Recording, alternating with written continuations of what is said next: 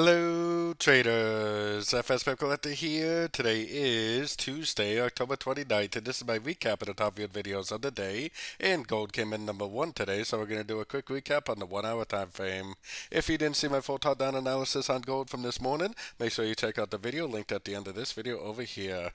So gold pretty much played out exactly as we expected. This morning, if you watched my morning video, I said that it most likely would hit the next Fibonacci level around the 2772, which we did do today. Now, if this really is a wave 5, it potentially could turn down.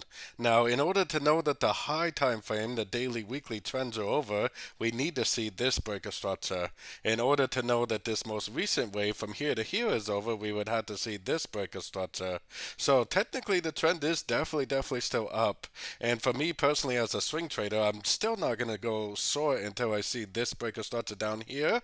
And even as a day trader, I don't think I would even try to go short until I saw this breaker structure.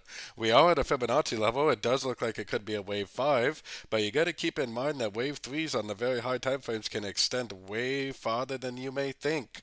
This could just make a little pullback and just shoot right back up. So definitely still looking for longs, at least until we get a break of this subdivision wave, and preferably a break of this bigger wave down here, which would prove that the wave 3 on the much higher time frames is complete. So don't forget to join my free Discord group, which is linked down here in the corner, and as always, thank you and happy trading.